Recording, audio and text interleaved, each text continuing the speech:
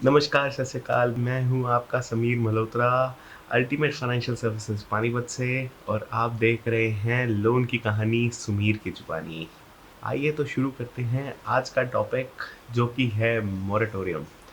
Moratorium word जो है 19th century में लैटिन वर्ड मोरारी से आया था जिसका मतलब होता है डिले। अब जैसे आपको पता चल रहा है कि इसका मतलब है डिले, तो हमारी जो ईएमआईज़ हैं वो होने वाली है डिले।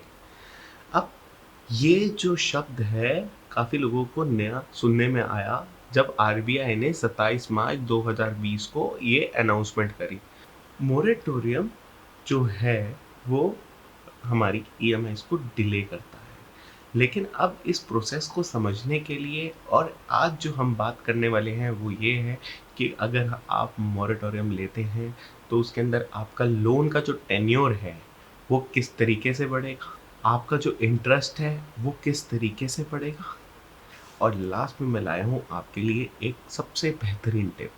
अभी तक सबने हमें डराया है कि अगर आप मोरेटोरियम लेते हैं तो आपका इतना इंटरेस्ट बढ़ेगा, लेकिन मैं आपको यहाँ पे डराने नहीं आया हूँ, मैं आपको टिप देने के लिए आया हूँ कि अगर आप मोरेटोरियम लेते हैं, अगर आपका टेन्योर बढ़ता है, अगर आपका इंटरेस्ट बढ़ता है, तो उससे कैसे बच सकते हैं? देखिएगा, ब्याज से बचना तो नामुमकिन है। अगर मैं हूँ, चाहे वो आप हैं, अगर हमने किसी बाज़ार से पैसा लिया है या बैंक से पैसा लिया है ब्याज पे, तो वो हमें लौटाना तो है। ये कंसेप्ट मोरेटोरियम का समझने से पहले हमें ये पता होना चाहिए कि हमने जो लोन अवेल किया हुआ है, वो हमने रिड्यूसिंग में किया हुआ है या हमने फ्लैट में किया हुआ है। अगर हमने रिड्यूसिंग में किया है, तो हमारा जो प्रिंसिपल आउटस्टैंडिंग है, वो हर महीने ड्रॉप करेगा और जो हमारा इंटरेस्ट है, वो प्रिंसिपल आउटस्टैंडिंग पे लगेगा। आइए तो मैं समझाता हूँ आपको एक बहुत प्यारा एग्जांपल के साथ। मैंने 1.5 लाख का लोन लिया, 1,50,000 का मैंने लोन लिया 3 साल के लिए या 36 ईएमआईज़ के लिए at the rate of 19% per annum, 19% के ब्याज दर के ऊपर। तो पहले महीने क्या होगा, पहले महीने बैंक जो मेरे को ब्याज है वो 1,50,000 पे लगाएगा। हमने जो फर्स्ट ईएमआई पे करनी है उसके ऊपर जो इंटरेस्ट चार्ज होगा वो बैंक हमें करेगा 1,50,000 पे। अब हमने ईएमआई पे करी 5,498 की, तो इसके अंदर जो बैंक ने मेरे को 1.5 लाख के ऊपर ब्याज लगाया वो लगाएगा 2,375 रुपये। और मेरा जो बाकी अमाउंट है, अगर मैं 5,498 में से 2,375 को अगर मैं माइनस करूँगा तो मेरे पास मूल बचता है जो कि होगा 3,123 रुपये। अब ये 3,123 रुपये अगर मैं 1.5 लाख में से माइनस करता हूँ तो मेरे पास जो बकाया बैलेंस बचता है या जो मेरा प्रिंसिपल आउटस्टैंडिंग बचता है वो होता है 1,46,876। तो अब जो मेरी सेकंड ईएमआई के अंदर जो इंटरेस्ट मेरे को लगना है वो 1.5 लाख पे नहीं लगेगा, वो लगेगा 1,46,876 पे। सेकंड ईएमआई पे जो मैं इंटरेस्ट दूंगा 2,325, बाकी जो है वो मूल जाएगा। इसी हिसाब से हमारा जो बैलेंस है towards the end of the tenure वो ज़ीरो हो जाता है। इंटरेस्ट जो है वो ड्रॉप करते करते ज़ीरो हो जाता है क्योंकि हमारा प्रिंसिपल आउटस्टैंडिंग जो है वो डिक्रीज़ कर रहा है, तो इंटरेस्ट ऑटोमेटिकली डिक्रीज़ करेगा। अगर इंटरेस्ट डिक्रीज़ कर रहा है तो हम जो मूल दे रहे हैं बैंक को वो बढ़ता चला जाएगा, ताकि हमारा जो बैलेंस है वो at the end of the tenure जो है ज़ीरो हो जाएगा और हमारा लोन टेन्योर ख़त्म हो जाएगा। ये तो बात थी रिड्यूसिंग की। अब हम आते हैं फ्लैट के ऊपर। अगर आपने मार्केट से 1.5 लाख रुपए लिया है 1% फ्लैट के ऊपर, तो आपको 1,500 रुपये देने हैं जब तक आपका 1.5 लाख रुपए आप उनको वापस नहीं करते। तो अब हम वापस चलते हैं एग्जाम्पल की तरफ। मैंने 1.5 लाख जो लिए थे, अब उसकी मैंने 3 किस्तें पे कर दी हैं मार्च तक की। मेरी 5 मार्च को ईएमआई जाती है, लेकिन ये जो आरबीआई की गाइडलाइंस थी और बैंक्स ने जो इम्प्लीमेंटेशन के अंदर लगाया टाइम, वो टाइम ड्यूरेशन आते-आते आपने मार्च की भी दे दी थी। मार्च की तो दे ही दी थी ऑलमोस्ट सबने, और अप्रैल की टुवर्ड्स हम देने की तरफ थे, तो कइयों ने दी है, कइयों ने नहीं दी है, कइयों ने मोरेटोरियम लिया है, कहीं कन्फ्यूज़ थे और कहीं अभी भी कन्फ्यूज़ हैं कि मई में हम अवेल करें या ना करें। क्यों? क्योंकि आपको बैंक्स प्रेफ़र नहीं कर रहे हैं कि आप ये लें। लेकिन अगर हम नहीं लेते हैं इसको मॉरेटोरियम को, तो जो एक मिडिल क्लास आदमी है, जो कि पूरे महीने मेहनत करता है, at the end of the month वो थोड़ा-सा पेमेंट लेकर आता है, जिससे कि वो अगले महीने के अपने खर्चे निकालता है और अपने एम्प्लॉइज़ को सैलरीज़ देता है, उसके बाद अपनी ईएमआईज़ देता है, फिर उसके बाद जो बचता है वो घर लेके जाता है। कुछ सेविंग में करता है। अब उसके पास जितनी भी सेविंग थी, वो ड्यूरिंग द लॉकडाउन ये सेविंग खत्म होने की कगार पे है। अब आप कितनी ईएमआईज़ पे कर देंगे? आपको कहीं न कहीं पे तो रिलीफ़ चाहिए ना।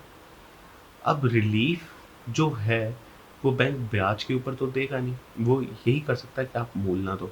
अगर आप मूल नहीं दे रहे हो, तो ब्याज वो कैरी फ़ॉरवर्ड होगा। अगर ब्याज वो कैरी फ़ॉरवर्ड होगा, तो ऑब्वियसली वो टेन्योर बढ़ेगा, राइट? तो अब हम समझते हैं कि अगर हम टुवर्ड्स द स्टार्टिंग हैं लोन टेन्योर के, तो कितना हमें इंटरेस्ट और ज़्यादा देना है और कितना हमारा टेन्योर बढ़ेगा। अगर हम टुवर्ड्स द एंड है, तो कितना टेन्योर बढ़ेगा, हमें कितना एक्स्ट्रा इंटरेस्ट पे करना है। अब आप ये चीज़ समझें कि अगर हम टुवर्ड्स द स्टार्टिंग हैं कि हमने 1 साल से कम की ईएमआई पे करी है, तो हमें ज़्यादा ब्याज देना पड़ेगा। क्यों? क्योंकि हमारा प्रिंसिपल आउटस्टैंडिंग ज़्यादा होगा। वैसे ही अगर हमें टुवर्ड्स द एंड है, तो हमारा जो प्रिंसिपल आउटस्टैंडिंग है वो कम और हमें इंटरेस्ट कम पे करना पड़ेगा। तो ये लॉजिक है जो हम लैप लोन के अंदर भी यूज़ कर सकते हैं। एसबीआई ने अपने सारे लोन्स के ऊपर जो है मॉरेटोरियम दे दिया कि भैया कस्टमर से मैं नहीं पूछूंगा। बाकी बैंक्स ने थोड़ा सा टाइम लिया डिसाइड करने के लिए कि अगर कस्टमर इसको मॉरेटोरियम को अवेल करना चाहता है तो वो कर सकता है, अगर नहीं करना चाहता है तो वो अवेल नहीं कर सकता है। अगर आपने अभी भी अवेल नहीं किया है, तो मैं आपको बता दूं एज़ पर द गाइडलाइंस, अगर आपकी ईएमआई जिस डेट को लगती है उससे 3 दिन पहले अगर आप इन्फॉर्म करते हैं या इंटीमेट करते हैं या अप्लाई करते हैं, तो वो वैलिड है। अब मार्च के अंदर मैंने 3 ईएमआई पे कर दी थी। अब मार्च के अंदर अगर मैंने 3 ईएमआई पे कर दी हैं, तो मेरा जो प्रिंसिपल आउटस्टैंडिंग है, वो है 1,40,479 रुपीज़। अब जो बैंक मेरे को इंटरेस्ट कैलकुलेट करेगा, अप्रैल की ईएमआई पे जो मेरे को इंटरेस्ट लगना था, वो लगना था 2,224 रुपीज़ का। जो मेरा नया प्रिंसिपल आउटस्टैंडिंग हो जाएगा, वो हो जाएगा 1,42,703 रुपीज़। और जो मई में मेरे को इंटरेस्ट लगना था, वो था 2,259 रुपीज़ का। तो जो मेरा प्रिंसिपल आउटस्टैंडिंग हो जाएगा, वो हो जाएगा 1,44,962 रुपीज़ का। अगर मैं इस प्रिंसिपल आउटस्टैंडिंग को देखता हूँ by the end of May, तो जो मेरे को जून में जो मेरा टेन्योर बढ़ेगा, तो मेरा टेन्योर 36 से 38 का हो जाएगा। मैं 2 ईएमआईज़ पीछे किक बैक कर जाऊँगा। अब मैं अगर ये प्रिज्यूम करता हूँ कि 5 मार्च को मैंने अगर 12वीं ईएमआई पे करी थी अपनी, तो मेरा जो अब नया प्रिंसिपल आउटस्टैंडिंग है, वो होता 1,09,070 रुपीज़ का। बैंक ने जो मुझे चार्ज करना था अप्रैल में, वो इंटरेस्ट चार्ज करना था 1,726 रुपीज़, जो कि प्रिंसिपल आउटस्टैंडिंग 1,09,070 पे होगा। अब मेरा नया जो प्रिंसिपल आउटस्टैंडिंग है, वो हो जाएगा 1,10,796 रुपीज़। तो अब जो अगले महीने मेरे को जो इंटरेस्ट जो मैं नहीं दूंगा एक और मई के अंदर, वो कैलकुलेट होगा 1,10,796 पे, तो वो होगा 1,754 रुपीज़ का। तो मेरा जो पूरा टेन्योर है या जो मेरा जो मैंने ये मोराटोरियम लिया है, ये प्रिंसिपल आउटस्टैंडिंग मेरा बना देगा 1,09,070 को 1,12,550 का। अगर मैं टुवर्ड्स द एंड हूँ, मतलब 12 ईएमआईज़ मैंने पे कर दिए हैं। यही अगर मैं 3 महीने का अगर देखूँ, तो जो मेरा प्रिंसिपल आउटस्टैंडिंग था, वो था 1,40,479, जो कि रिवाइज़ हो गया 1,44,962 में।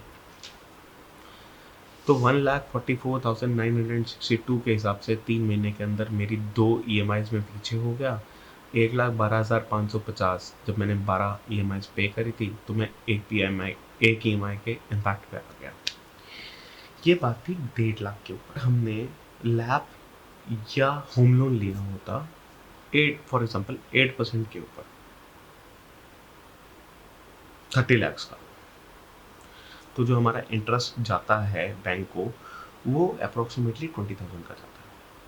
19,000 समथिंग, फिर 19,000 समथिंग, फिर 19,000 समथिंग, फिर 19,000 समथिंग, फिर 90,000 समथिंग, फिर 18,000 समथिंग, फिर 18,000 समथिंग। तो ये चलता रहता है, लिंगर ऑन होता है, हर महीने कम होता है लेकिन बहुत धीरे कम होता है। बात वही होती है, बस ये है कि जो टेन्योर है वो हमने स्ट्रेच करके 15 साल कर दिया है। यहाँ पे हमने एग्जाम्पल को समझाने के लिए हमने टेन्योर को स्ट्रेच करके 3 साल का कर दिया है, 15 साल का नहीं किया। अगर आपको ये एग्जाम्पल समझ नहीं आया है या आपको अगर पर्सनली अगर मेरे से कांटेक्ट करना है और ये जानना है कि बैंक ने आपको जो टेन्योर है वो सही बढ़ाया है या गलत बढ़ाया है, तो इसके लिए आप मेरे को नीचे दिए गए मेरी मेल के ऊपर अपना सैंक्शन और रीपेमेंट शेड्यूल मेल कर सकते हैं, जिसके बेसिस के ऊपर मैं आपको करेक्ट कैलकुलेशन देके आपको ये बता सकता हूँ कि आपका कितना टेन्योर बढ़ेगा। तो अब हम बात करते हैं अपनी टिप ऑफ द डे की। जो टिप है, अगर हमने 15 साल का ये टेन्योर लिया था, फॉर एग्जांपल 38,000 का जो लमसम था इंटरेस्ट वो हमने लिंगर ऑन किया, 2 महीने का अगर मैंने नहीं दिया अप्रैल और मई का, तो वो 19,000 समथिंग और 19,000 समथिंग अप्रोक्सीमेटली से चलो 40,000 ले लेते हैं, ठीक है। 40,000 का जो हमारा इंटरेस्ट था वो हमने लिंगर ऑन किया, तो अब जो 40,000 है वो बाकी का बचा हुआ टेन्योर, मतलब मैं कहता हूँ कि अगर आपने 1 साल भी अगर पे किया है तो वो अब 40,000 रुपये जो हैं वो आप अपने पूरे लोन टेन्योर के साथ बर्डन की तरह आप कैरी फॉरवर्ड कर रहे हैं 14 ईयर्स के लिए, राइट। अगर मैं बात अगर 1.5 लाख वाले अपने एग्जांपल की करूं, जहाँ पे मैंने 3 EMIs पे कर दी हैं, तो वहाँ पे हमारा जो इंटरेस्ट कैरी फॉरवर्ड होगा वो होगा 4,483 का, राइट। अब 4,483 या 40,000 को अगर मैं कैरी फॉरवर्ड करता हूँ तो मेरे को अपने पूरे टेन्योर का बर्डन पूरा कैरी फॉरवर्ड करना पड़ेगा। तो आज की टिप ये है कि अगर आपने लैप ले रखा है, लोन अगेंस्ट प्रॉपर्टी, तो आप सबसे पहले जाइए अपना सैंक्शन उठाइए और देखिएगा कि आपको बैंक ने प्री पेमेंट के ऊपर चार्जेस क्या लगाए हैं। अगर सैंक्शन में ये मेंशन नहीं है तो अपनी बैंक से ये क्वेरी कर सकते हैं कि वो प्री पेमेंट कितना चार्ज कर रहा है। अगर बैंक आपको क्लैरिफाई नहीं कर रहा है तो आप मेरे को कांटेक्ट कर सकते हैं, कांटेक्ट डिटेल्स मैंने आपको दे दी हैं। अब ये चीज़ अंडरस्टैंड करना पैसे बचाने के लिए कि आपको प्री पेमेंट कितना लग रहा है बहुत इंपॉर्टेंट है। बचाओगे आप पैसे, टेंशन मत लो, लेकिन थोड़ी सी फीस के साथ वो एब्सोल्युटली जो हमारा पूरा टोटल टेन्योर है उससे कम होगी। मैं आपको ज़्यादा पैसे जमा कराने के लिए नहीं बोल रहा हूँ, ज़्यादा बटन करने के लिए नहीं बोल रहा हूँ। जब भी हम कंफर्टेबल होंगे, मोरेटोरियम के बाद मैं कहता हूँ कि जून के बाद हम बैक टू लाइफ हो जाते हैं। जून की हमें EMI पे करनी है, जून के अंदर करते हैं, चलो जी कोई दिक्कत नहीं है। हमने जुलाई की कर दी, हम थोड़ा सा सर्कल में आए। अगस्त में हम थोड़ा कंफर्टेबल होते हैं, हमने थोड़े पैसे सेविंग्स में करने शुरू कर दिए, तो अगस्त में आप प्री पेमेंट करिए छोटी सी। अब प्री पेमेंट क्या होती है? प्री पेमेंट होती है कि जब आप अपने EMI से एक्स्ट्रा पेमेंट अपने लोन अकाउंट में करते हैं तो उसे प्री पेमेंट कहते हैं। अब हम आते हैं टिप के ऊपर। अब हम बात करते हैं अपने एग्जांपल की। अब मेरा जो नया टेन्योर है वो 36 से 2 EMI बढ़ा था, 38 का हो गया।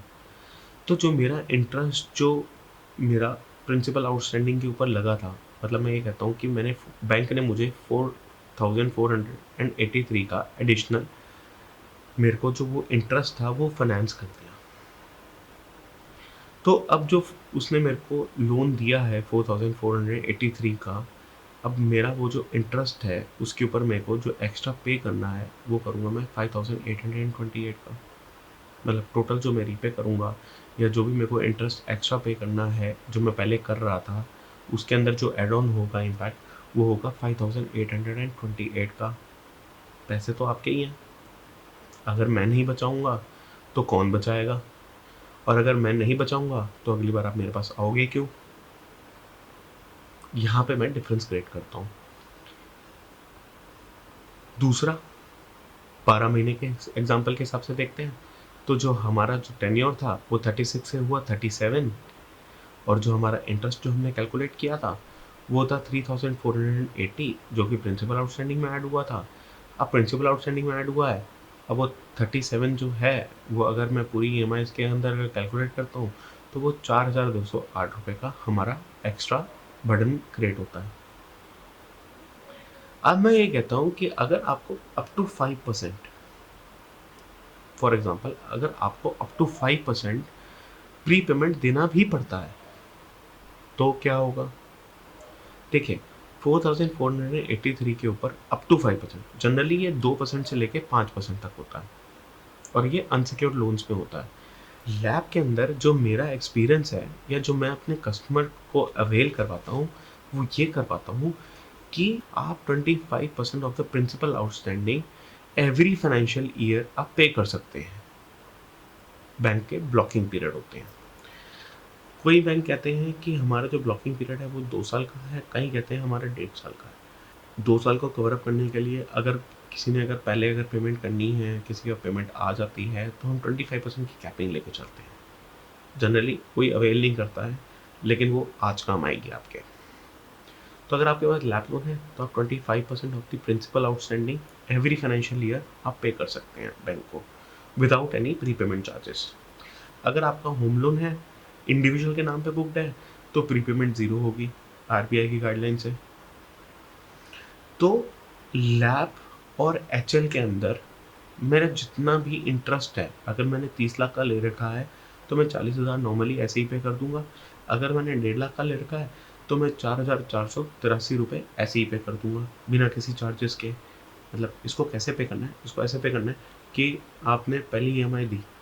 फॉर एग्जाम्पल अगर आपने 30 लाख वाला है तो आपकी 28,000 समथिंग की EMI होगी, तो 28 के साथ आप 20 और करा दीजिएगा, 10 और करा दीजिएगा, 5,000 रुपये एक्स्ट्रा करवा दीजिएगा। मतलब ऑटो नैश लगता है, लेकिन आपने 5,000 रुपये अपने खर्चों में से कॉन्ट्रैक्ट किया, आपने 5,000 रुपये एक्स्ट्रा जमा करा दिए।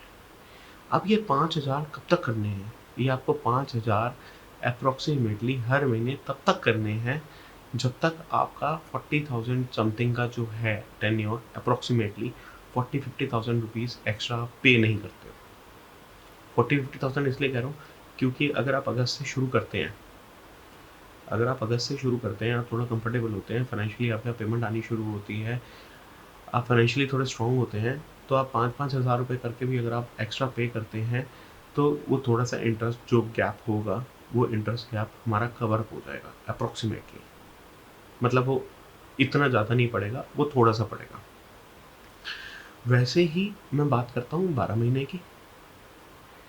12 महीने के अंदर जो हमारा 3,480 था हम वैसे ही पे कर देंगे। अगर लैप भाई सेम फॉर्मेट है, अगर HL है या लैप अगर हमने ले रखा है तो हम विदाउट एडिशनल फॉर्मेट के अंदर पे कर देंगे जो भी हमारा है, ठीक है। अब हम बात करते हैं कि अगर हम नहीं करते हैं तो हमें नुकसान क्या होगा।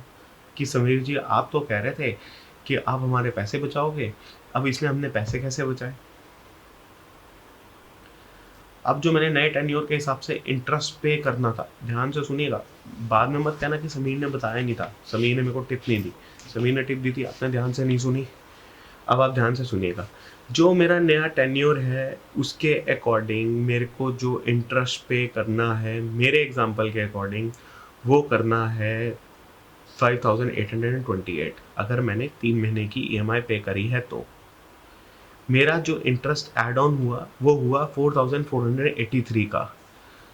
अगर आप मेरे अकॉर्डिंग लैप या HL के अंदर अगर आप करते हैं, मैं कहता हूँ चलो कोई नहीं, आपने प्री पेमेंट भी अगर आपने दे दी फॉर एग्जांपल अप टू 5%, मैं मैक्स 5% लगा के चलता हूँ कि अगर आप 4,483 के ऊपर मेरे कहने पे आपने 222 रुपये भी पे कर दिए बैंक को, तो वो हुए 4,705। मैं पॉसिबिलिटी मैक्स पॉइंट के ऊपर लेके चल रहा हूँ। तो हम ये सोच रहे हैं कि अभी हम जो बचा रहे हैं वो कम से कम कितना बचा रहे हैं सारे सिनेरियोस में। तो 5,828 को जब मैं माइनस करूँगा में से जब माइनस करूँगा 4705, तो मेरे पास बचते हैं 1123 रुपये। अब मैंने 1123 रुपये एट दी स्टार्टिंग जब मैंने लिया था, 3 ईएमआई जब मैंने पे करी थी, तब बचाए हैं 1.5 लाख के ऊपर। अब ये सोचो कि अगर ये बात लाखों की होती, मतलब 30 लाख की होती, तो ये कम से कम 11 से 12 हज़ार रुपये होते।